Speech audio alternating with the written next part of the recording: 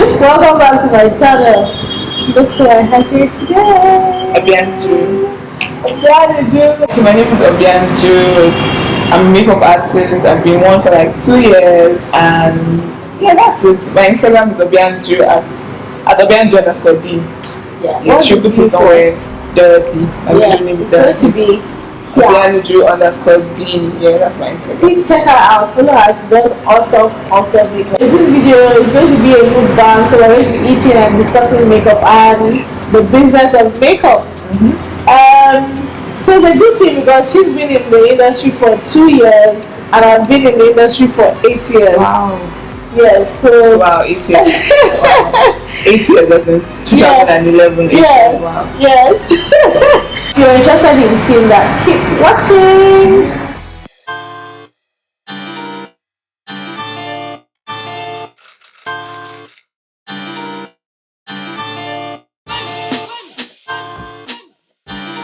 We're having pizza. Yes. Please join us. Because me, I'm already hungry. And the fact that I don't eat cheese, but Tito is subjecting me. You do not help me. So this is going to be talking about makeup and first Obianju to have pizza for the first time in her life. Yes, no? No? Not bad. Yeah. How lucrative is the business of makeup presently? Presently, I would say makeup is a bit more lucrative now compared to when I started. When I started, people didn't even respect makeup as they do now. There was no value. There wasn't value for makeup. You couldn't even charge that some amount that you charge, and only you just be there sitting down in your house. Nobody will patronize you. It's an expensive profession. Yes, people underestimate it. People think, oh, I can't. Oh, this is not working for me. So I just got to do makeup. Oh, we're just talking now. People are like, oh, I didn't get a job or something. Maybe I should try out makeup. See, you're going to go broke if that's your intent. I swear, like, I want to have a lot of money saved to go into makeup. It's a very expensive profession, especially when you want to invest in good products. And yourself too. And yourself, yeah. Even having to learn it is expensive. Yeah, because I feel like when people talk about investment, we're just thinking about the finances. How about the time? The sleepless nights, you know, and even when you're investing, let's say I want Tito to teach me, I as a student, I have to do my homework to be sure that she's the right teacher for me. Exactly. I feel like that's another thing people don't really look at when they're trying to like invest. So you just see people saying, oh, I invested so much on so person, and I feel like I didn't get as much knowledge as I should have, forgetting that you as a student too, you need to do the work to find the right teacher, and so also you have to even prepare for the class. True. When the teacher is preparing, the student should also prepare for the class. That's what I feel, right? But then back to your question, is the business lucrative? Yes, it is. How can I build my brand in a new city where I don't have clients and it's filled with lots of talented enemies? I think you'll be a good person to answer that. Like, first off, I don't think makeup should be starting out as a makeup artist. I feel like makeup cannot be your sole source of income as a beginner makeup artist. See, I just want to say the truth in the sense that if you know that you have bills to pay, like you have rent, you just have bills, like you don't have any supporting parents or something, and you have people dependent on you. You don't have the support. Being honest with you, makeup is not for you, because the first few years doing makeup, it's literally going to be like zero profit. You have to keep putting back into the business.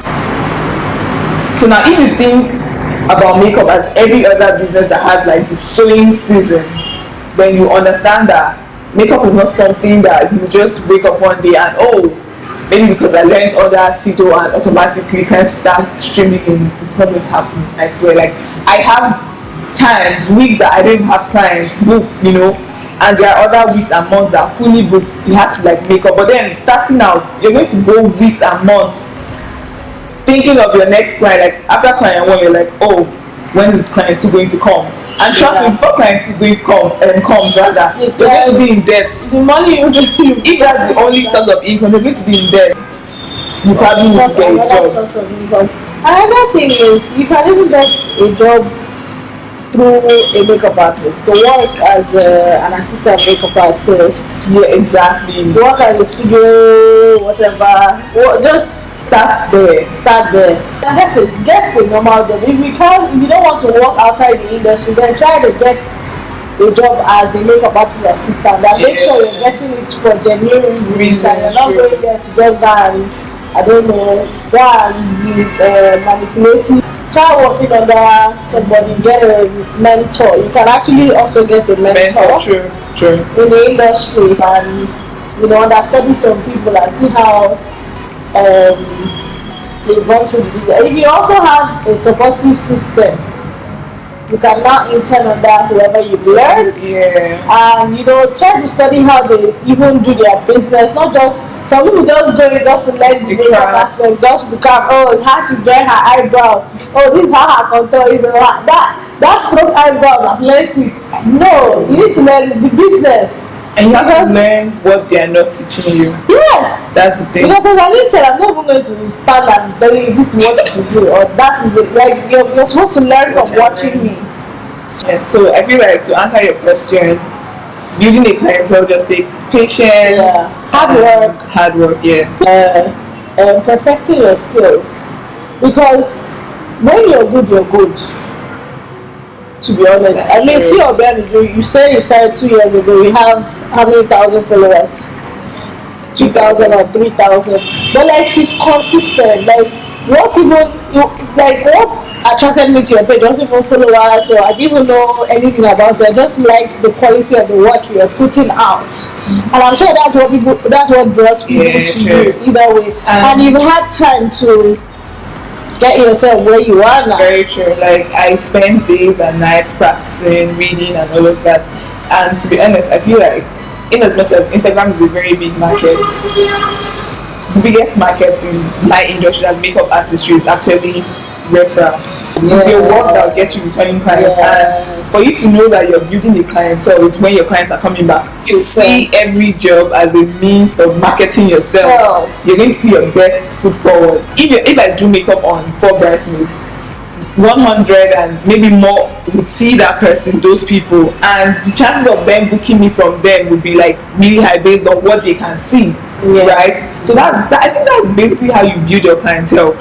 Referral, do good work, and somehow just the clientele will just keep growing. Be patient. Patience. It doesn't happen. It's not an automatic thing. It's just be patient. Don't think that you're going to start today and you're going to start to do clients like this. Being a makeup artist in Nigeria versus working abroad as a makeup artist, which is more better or lucrative? So Tito, I've had a little experience working abroad. Is it lucrative? That is the word. I mean, people are more respectful of our career and our arts outside Nigeria. People are more respectful of your time. In Nigeria, someone can book you for 7 a.m. and you start makeup like 4 p.m. Like they are no respecter of time, and they forget that time is money. So when it comes to time and also the value of the art outside Nigeria is more than it is here. People here will say, just makeup. Or somebody can tell you, I just draw my eyebrow. Or let me do my foundation. Because of the kind of makeup I do, people are like, something very simple. Like, no, I don't. I'm like, it takes more time and effort to do skin work. People feel like, because it's less evident, like maybe less work is put into it, but that's very not true. I think it's better outside Nigeria with everything, to be honest, with every career. But we're growing and we hope that with time we'll get better. So what are the simple mistakes we make as individuals that project on our businesses and affect our brands? I would say is trying to be like the other person. like every day. It happens to me too. Like I still do it till date. I just have to consciously bring myself out of that zone. Like let's say for instance I'm looking at Tito's page and I'm like, oh, I like the way her pictures turn out and everything, and I'm constantly trying to be like her. And I'm not Tito, I can never be like her. I feel like the right thing for me to do is look at my work and ask myself, what should I do better at this and get better. Another time mistake I also feel like people make that affects their brand or their business is, if Instagram, a lot of people are carried away with social media. I want to vent, I want to call out this client did that and we know.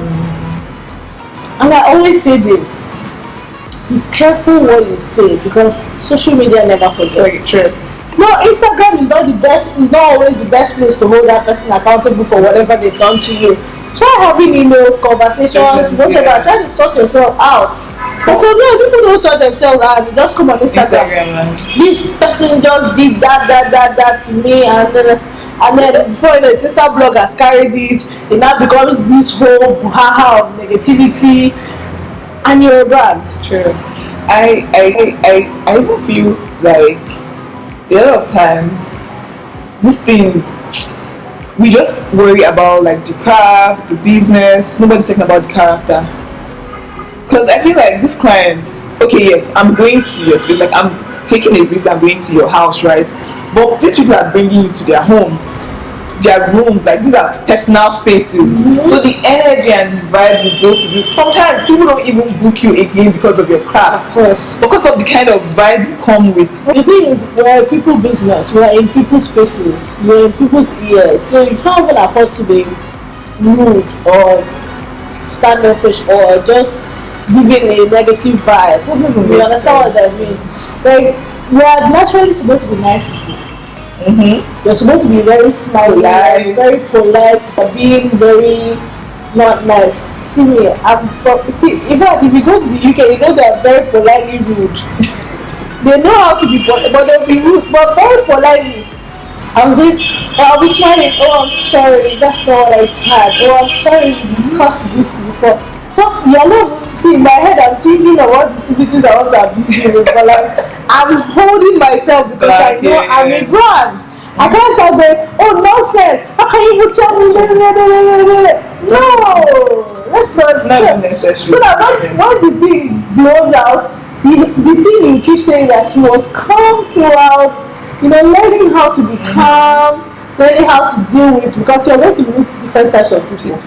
You're going to meet grandmothers, mothers, the people that will think that your house help. Oh, the makeup person has come. Makeup, please come and help me. It's true that makeup artist, please come and help me take this plate to the kitchen. See me, I'm sorry, ma, that's not what I'm here for. Politely, but makeup artist, come and help me draw this eyebrows. I'm sorry, but this is not what me and my client discussed. See, very politely, but I've passed my points, and you're not going to force me to do anything I don't want to do. Clients acting up, it's not about you, it's about her. And I just have this thing I usually do, like I just make excuses for them that, oh, maybe she had a bad day, maybe somebody broke her heart, so it's not about me, and I just smile my way through, do my job, and how you respond makes a huge difference on how everything turns out. So that is about calling people out. That's fine, but I'm just saying that I feel like from where I'm coming from, I feel like those are one of the mistakes people make that affects their brand. So like, I think you need to see how your client is. There are some people that are just very wild or very everywhere. When you go to a client's house to just, oh, this house, oh, this is no, don't do that to people. Because even if you have never seen that house before, it's the finest house you have ever seen. Just keep your calm, keep your cool. If not, after that day, they will not book you again. Is it that makeup artist? Maybe they will not tag you. Is it that makeup artist that not seen fine house before?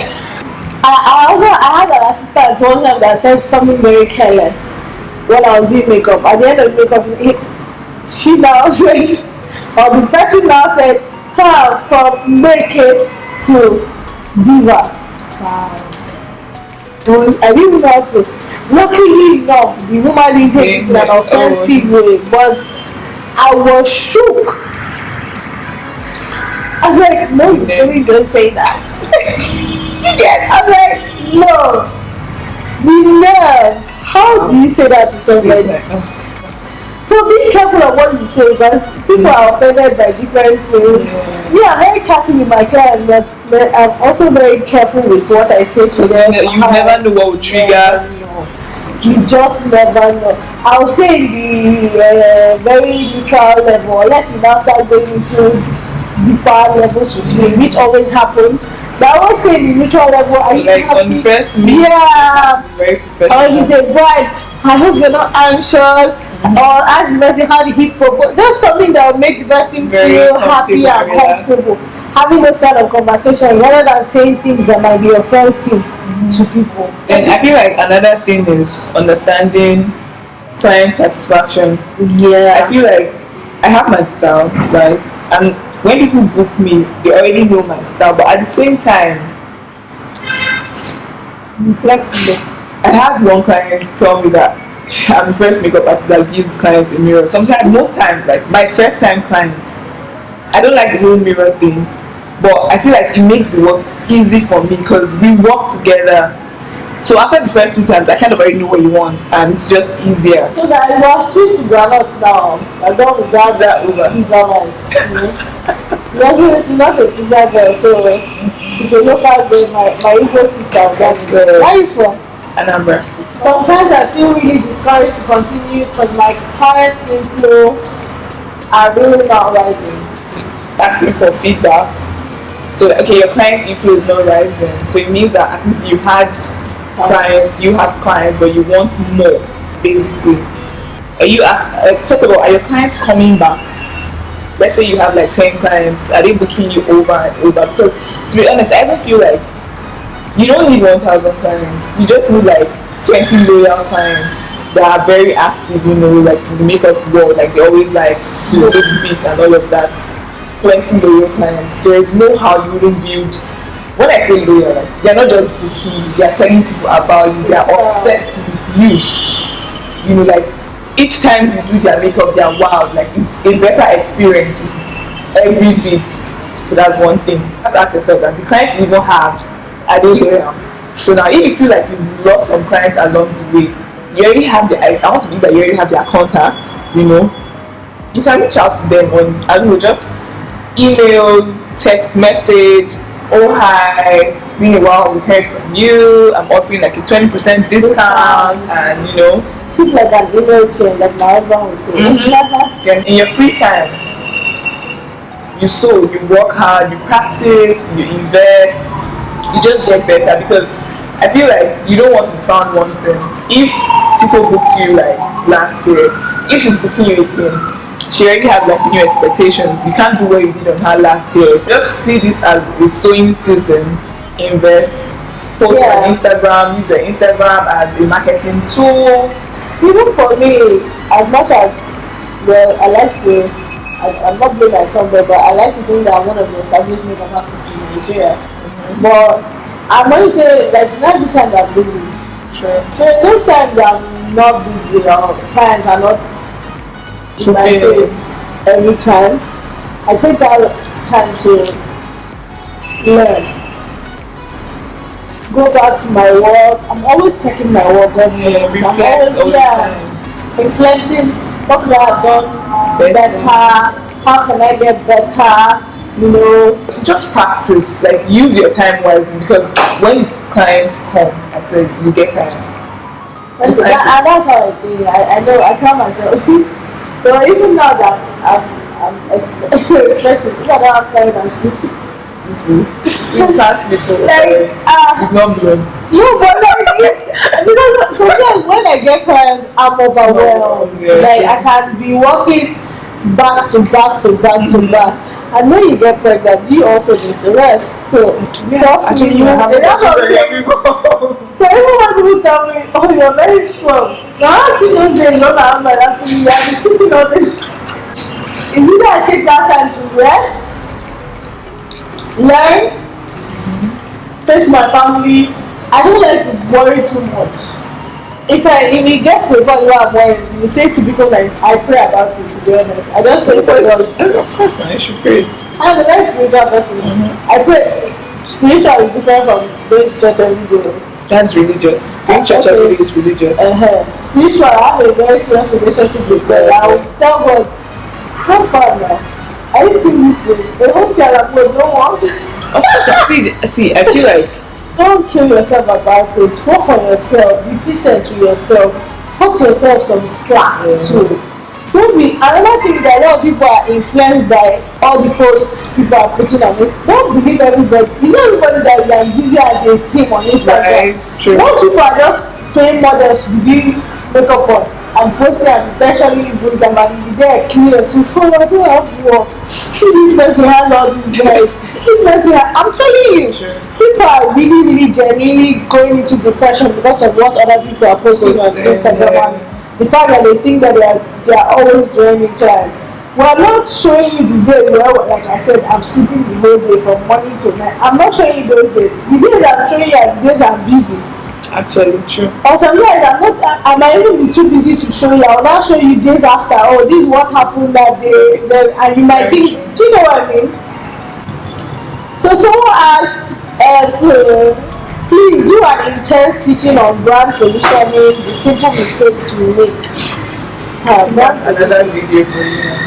For me, Said intense teaching. I think no. That's another video. I think yes, we have to make maybe invite a HR person or a PR person to help me because myself I need to learn. As I need the class. I actually need the class, so I'll see if I can invite maybe my sister, that's Maggie.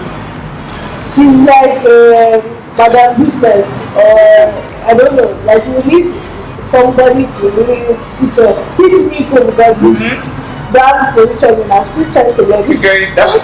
Yeah, so I'm not an expert to say that I want to be able to start doing the intense teaching on it. So yeah. Another thing I want to actually mention when it comes to makeup is networking. When I say networking, I don't necessarily mean you must go out to network. Well, you have to. You need to go out to network. Like me now, I'm a very friendly person. I'll tell you that I've learned a lot by just hanging around makeup artists or just even seeing your kits or like when you're doing makeup, just watching you do makeup.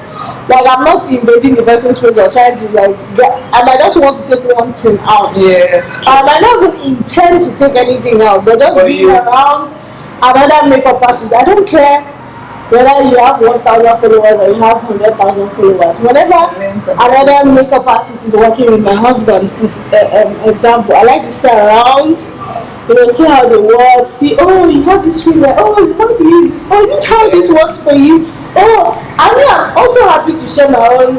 In fact, if you want to look at my kit, I'm happy to show you. I want to see the person's kit.